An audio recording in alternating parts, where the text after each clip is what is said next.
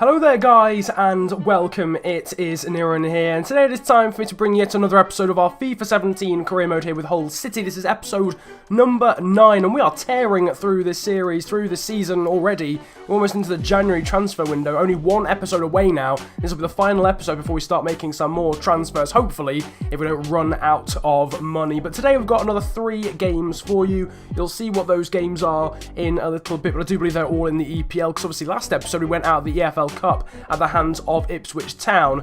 In the background though you are seeing the squad report. You can just check out the growth and maybe decline of some of the players in the squad. You can see Andrew Robertson and Jake Livermore going up by 1, Onyinye and Didi going up by 4. His growth this season has been ridiculous so far. You can see Abel Hernandez, who's definitely been player of the season so far, has gone up on some attributes but not an overall as of yet. Valkvist, Bailey and Stefaniak have all gone up by 3, so it'll be cool to monitor their growth throughout the season. I just want to say a massive thank you though once again, as I keep saying really, for the support on this series and all the videos that I've been doing since FIFA 17 came out.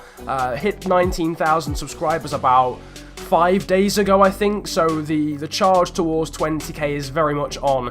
I just want to thank you guys ever so much for the likes and all that sort of stuff. I saw a few comments as well in the comment section of the last episode, and I've added a few things to the Hall of Fame. And also got to remember getting a comment saying if I wasn't going to play Diamande and Henriksen, I should probably sell them. Well, Henriksen is injured at the moment, so I can't physically play him, and Diamande will feature in this episode as a bit of a bench player, though they may not feature too much in the future of this series, because obviously Henriksen's on loan and maybe Diamande won't grow that much. Slightly off topic though, you guys voted for Abel Hernandez as your player of the episode last time out, which means he should be playing every single game of today's episode, touch wood.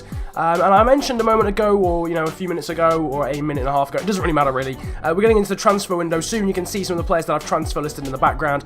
David Myler, Alex Bruce and Jakupovic, because of either poor performances or they're just on featuring in the squad, and also a few youngsters who are never going to reach any sort of high potential. I do apologise about David Myler. I think he's a bit of a whole fan favourite, but I don't think he's played a single game. He hasn't started a single game all series, and we've got plenty of depth in central midfield, with the likes of Mason, Livermore and Huddleston, and then obviously some of the players that we've bought. If you do massively object to that, then put it in the comment section. Nevertheless though, it's time to play the first game of today's episode in EPL against Spurs, and you saw their squad a moment ago, and a slightly weakened centre-back partnership for Tottenham Hotspur in this game, so we might have to try and target that. Here you can see the squad though in the background, of course still without the injured Marcus Henriksen here for this game at White Hart Lane. At White Hart Lane, it was the home side that got the first chance of the game. Musa Sissoko there blasting his shot just wide of David Marshall's goal. Going up the other end there, and Marvin Stefaniak with a pretty similar chance. He hits the side netting with his low-driven shot there, cutting in from the left-hand side. Not a bad effort from him, but Tottenham now going forward in the 10th minute. Nkudu putting a ball into the box. Dawson has not dealt with it whatsoever. He's put it back to sender, and it's into the box for Vincent Janssen to convert home. And we were giving Dawson a little, almost a final chance in this game, because Curtis Davies has been outperforming him so massively, and that is just, it's just awful defending. I wanted him to clear the ball away, but instead of, when I pressed X, instead of just hoofing it away,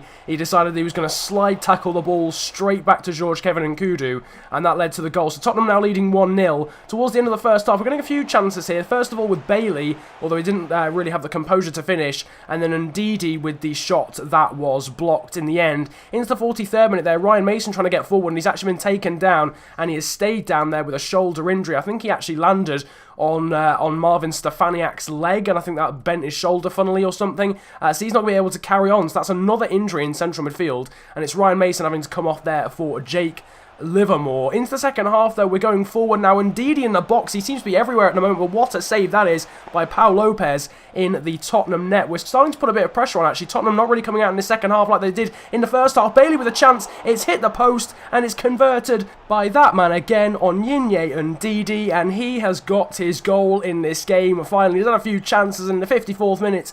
We are level in this one. He's basically just controlled the ball into the back of the net really after Leon Bailey hit the post. Bailey himself probably should have scored, but it doesn't really matter in the end. 2 minutes later, and Tottenham seem to be a little bit shocked there. Livermore winning the ball back, and it's fallen to Vincent Cosiello, running forward, and a great shot from him.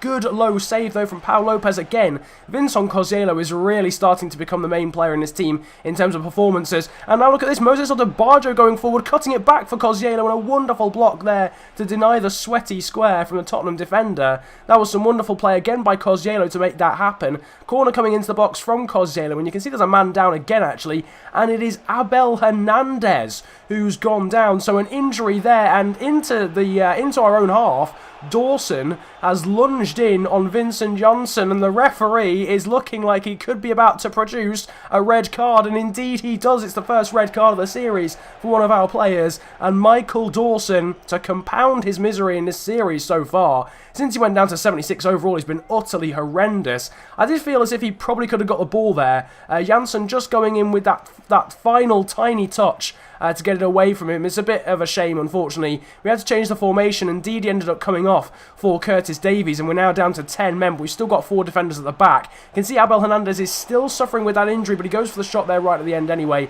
with 2 minutes to go, but it's driven just wide of the Tottenham goal. Into injury time, and David Marshall caught in no man's land there. Surely he's got to be coming out and claiming that. He's had a bit of a worrying few episodes, really, as Marshall, and it looks as if we might have to invest in another goalkeeper. You guys telling me to do that in a poll recently to get a goalkeeper and a defender, and it's looking like that is the case at the moment. Resulting corner comes in, it's headed over the bar by I think Victor Wanyama in the end, and that is the end of the game. We do just about survive despite David Marshall trying to swing the game in Tottenham's favour. You can see there are the ratings at the end of the game. Ndidi unsurprisingly man of the match there with an 8.3, Cosiello with an 8.32, and good ratings as well for Odebajo as always, and also Andrew Robertson. Bit of a shame though about the injury for Ryan Mason, and also an injury for Abel Hernandez, plus a suspension for Michael Dawson. So in the next game we're going to be without 3 more players, plus Marcus Henriksen, who's already out for a substantial period. Thankfully for us, Mason is only out for 9 days, Hernandez is out for 3 weeks, which means he'll miss the rest of this episode, which is quite ironic because he was player of the episode last time, so he's meant to be playing every single game this episode. Unfortunately, there's nothing we can do about injuries, so he's out now for the episode, which is a bit of a shame, but he will of course be back after this episode. You can see though the amount of damage done by that game to the score. We've got 2 injuries now, a suspension, and an extremely fatigued side in the shape of like Bailey, Cosiello, and Robertson. So this is sort of a before and after. This is the squad we're now going to have to play against West Ham United in the next game. It's still pretty strong, but Snodgrass is having to play as an attacking mid because Cosiello is fatigued and Marcus Henriksen is out injured, and we don't really have another attacking midfielder to actually play in that position. So we're going to have to play Snodgrass, who's traditionally a winger, in that number 10 role behind the striker, which is Preciado in this game. There he is, the Colombian. He'll be looking to take advantage of that injury to Abel Hernandez, his fellow South American, and try and stamp his authority on this squad, because he hasn't really been able to do so far. Only scored 1 goal in this series since his move from Deportivo Cali, and he'll be hoping to improve on that tally, certainly in this game, and probably for the rest of the episode as well. Into the game though now, 6.5 minutes in, Preciado there shoved off the ball after the pass into him from the Scotsman Robert Snodgrass. And we've got an early opportunity here for Robert Snodgrass, our free kick specialist, really scored a few free kicks in real life to try and get on the score sheet. It's just over the bar here at the Olympic Stadium, a whisker over the crossbar, and Adrian in the West Ham goal will perhaps count himself a little bit lucky there that he hasn't conceded. Into 12th minute, Tottenham trying to go forward there, the cross is blocked, it deflects back to Manuel Lanzini, but his volley goes harmlessly over the bar. West Ham though now going forward again, it's found Lanzini here in the box, Robertson is unable to get there, and what a challenge from Michael Keane, Michael Keane, a last ditch challenge there from him. That was absolutely awesome stuff.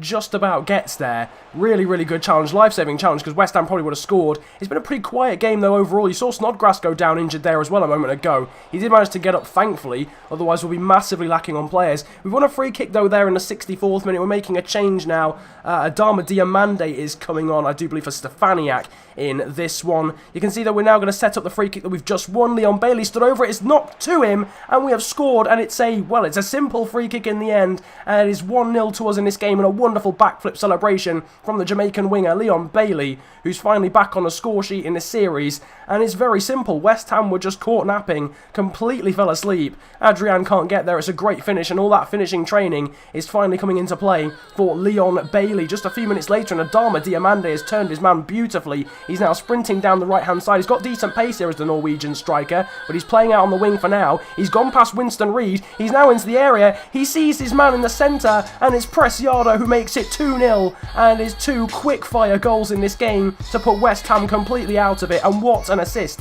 that is from Diamande. No skill really used. I want to try and use skill moves on a more regular basis now that I've got used to the game, but some really good pace, some good dribbling there from Diamande, and that's really his first influence, I suppose, on this series. Another influence on this series, though, from Michael Keane. Yet again, incredible tackling from him, and he helps us keep the clean sheet, almost single-handedly, to be honest with you, with those 2 life-saving challenges. Leon Bailey, though, gets man of the match as the game does end 2-0. Diamande comes off the bench to get an 8.3 after that great assist, and Preciado obviously getting a goal. That's just his second goal now for the club, and his first in open play. Which means he's now got an 8.2 rating in that one, and hopefully he's now acclimatised to the league. That would be quite nice. You can see that we've got another injury in this episode. That's 3 injuries now in this episode. Robert Snodgrass is out for a few days as well. Thankfully, though, he'll return for the final game of this episode, as will Ryan Mason. Unfortunately, the game comes too early, though, for Abel Hernandez, and obviously Marcus Henriksen is out till February. Something was brought up in the comments section last episode, you guys telling me to tie some players down to contracts, some senior contracts. Robert Snodgrass, Andrew Robertson, Jake Livermore, Abel Hernandez, and Harry Maguire are the players of choice to be given new contracts, and you can see the amounts and the length of the contracts as well in the background. You might be raising an eyebrow at Harry Maguire, but I feel as if he's a pretty decent backup centre-back, to be honest with you. We might as well keep hold of him. You can see that Snodgrass, Maguire, Hernandez, and also Livermore all accepted their contracts. However, Andrew Robertson was that guy and decided he doesn't want to sign it. Now, that is slightly worrying, but from my experience of FIFA, usually you just have to offer them some more money. Money isn't particularly something we have to throw around at the moment, but we can always try and make an exception for Andrew Robertson because he's going to be a key fixture in this series. Let's just hope he accepts another contract when we do that next episode. Now, though, it is time for the final action, really, of this one, and it is against Manchester City in the EPL, coming off the back of a decent win then against West Ham with a pretty second-string squad, struggling with fatigue issues and a lot of injuries. We've got a few players back now. Snodgrass is back, Mason not in the side, but Preciado continues up front because, obviously, Abel Hernandez is still out injured, and you can see the Man City squad there in the background. A very, very strong one. They've signed Blaise Matuidi, but they've got a young goalkeeper, an inexperienced goalkeeper in the net, and Coziello trying to take advantage of that. What a wonderful attempt from the Frenchman, who seems to just be getting better every single episode, but he hits the crossbar with that absolutely incredible finesse effort, and unfortunately it does not go in. That would have been goal of the series so far. Decent chance there for City a few minutes later as well. Leroy Sané forcing a save out of David Marshall. Into the 36th minute, and Robert Snodgrass is trying to get forward. Doesn't have much pace to Snodgrass, but he can use his dribbling ability, and he's used it well because he's won a penalty, and it's a shocking attempt at a tackle from John Stones. Preciado will take it because Abel Hernandez is not on the pitch, and it is a much better penalty than his last attempt. He puts it in the back of the net this time. It's a wonderful penalty, actually, making Angus Gunn go the wrong way, putting the goalkeeper the wrong way, tucks it nicely into the left-hand corner of the net. I don't think he would have got there if he'd have gone the right way, actually, Angus Gunn. And Preciado whips out his now mandatory dab celebration. It seems like it's the one that he brings out every time he scores, and I'm happy to see it, because if it means we score more goals, then I'm happy to see that. Preciado now with 2 goals in this episode, having only scored 1 before today, which is quite incredible. Nolito there with a chance, but it goes just over the bar. City, though, trying to put some pressure on now. Kevin De Bruyne being set away there. He sees Ilkay Gundogan there at the back post as well, who cuts inside and finds the back of the net to equalise. It's been coming. It's a goal that certainly you wouldn't be surprised at, given the amount of possession and chances City have had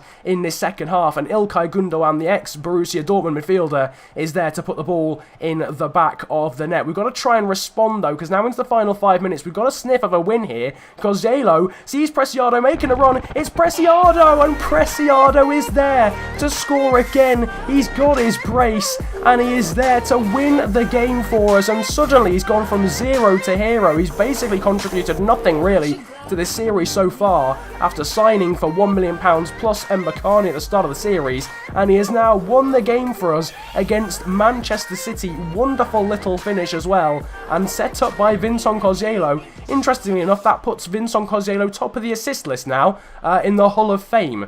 So that's a new record there for him. He had a chance to score right at the end of the game, but good save from Angus Gunn in injury time after John Stones went down injured, and we win the game 2-1. It's another EPL win. And to be quite honest with you, this episode felt a lot easier than recent ones. I don't know whether EA have changed the gameplay again. The sliders didn't seem to have as much of an effect this time, sorry. Cosiello gets man of the match, unsurprisingly, 8.8 for him. Preciado with 2 goals didn't even get man of the match, I guess, actually. So that just shows how good Cosiello was. And it shows how good Cosiello has been recently. His average rating in games over the last 4 episodes has probably been sort of 7.8, 8.0, which is just absolutely ridiculous. I can't think of a game where he's played badly in the last 4 or 5 episodes. He's really acclimatised now to the EPL, and he's really starting to bring out some good performances. Some good performances here in training from Stefaniak and Valkvist.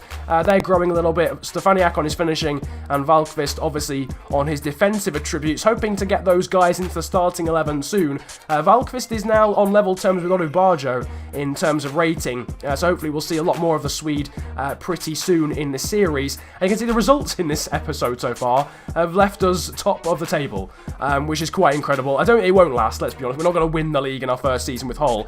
We just simply got a good start to the season, like Stoke, who are sat in second. There's no difference between us and Stoke.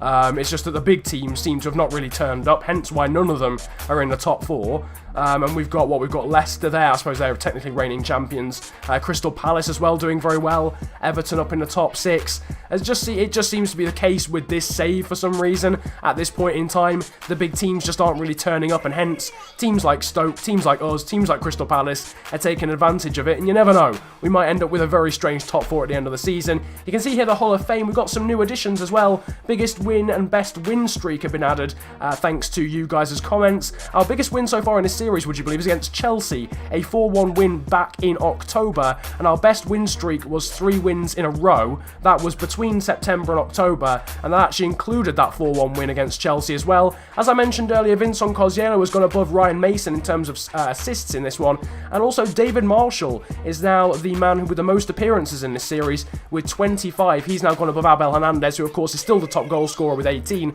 despite his injury, and of course has most player of the episode wins as well with a total of 3. But that is about it for this episode. Again, you guys can vote for your player of the episode in a poll in the top right of the screen. There may be another vote as well for you guys too. I'm going to ask you guys something quite important actually next episode that I want to do in terms of changing the format of this series, but we'll have to see what you guys say. But for now, you can vote for your player of the episode in a poll in the top right of the screen. If you did enjoy the video though, feel free to hit the likes button, subscribe if you're new to the channel too, and comment about enjoying the video if you enjoyed it that much. It's been a pleasure ranting at you guys though today. Have a great day, enjoy yourselves, and goodbye.